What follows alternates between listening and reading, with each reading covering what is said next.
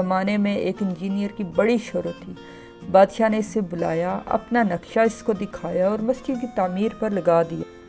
آخر کار مسجد تیار ہو گئی، جو فی الواقعہ ایک شاندار مسجد تھی۔ بادشاہ اگلی صبح مسجد دیکھنے کے لیے چلا گیا۔ ہر طرف سے مسجد کو دیکھا، مگر بادشاہ کو یہ عمارت پسند نہ آئی۔ اس نے حکم دیا کہ انجینئر کا ایک ہاتھ کاٹ دیا جائے۔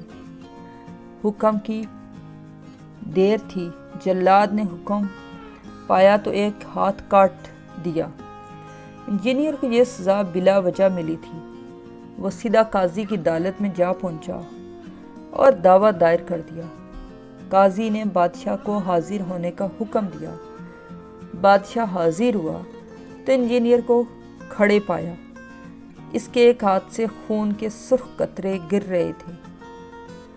بادشاہ یہ دیکھ کر گھبرا گیا۔ قاضی نے بادشاہ کے بیانات لیے اور حکم دیا کہ بادشاہ کا ایک ہاتھ کاٹ دیا جائے۔ بادشاہ نے قاضی کا حکم سنا تو اپنا ہاتھ آگے کر دیا۔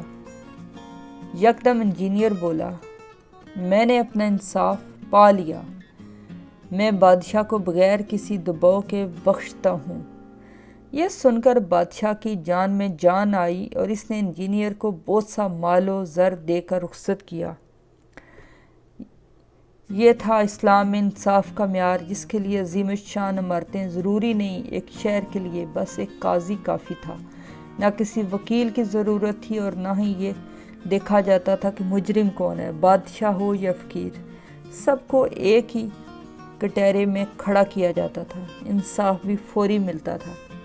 یہی وہ ستون تھا جس پر اسلامک سپر پاور کی عمارت کھڑی تھی۔ لہٰذا جیسے اس ستون میں دراڑیں پڑنا شروع ہوئی تو اسلامک سپر پاور کی عمارتیں بھی کمزور ہونا شروع ہو گئی اور بالآخر اسلامک سپر پاور کا نام و نشان تک باقی نہ رہا۔ قوموں کی بے انصافی کے ساتھ زندہ یہ قومیں پھر بے حس ہوتی گئی۔ ہم میں ایمان تو ہے، لیکن ہماری حکومتیں لوگوں کے درمیان انصاف قائم کرنے میں ناکام رہی ہیں۔ آج کا بادشاہ اپنے آپ کو دنیا کا سب سے زیادہ سپر پاور انسان سمجھتا ہے۔ وہ اپنی عوام کے لیے کچھ نہیں کرتا، وہ صرف اپنے لیے جیتا ہے اور اپنے مقاصد کی تکمیل میں لگا ہوا ہے۔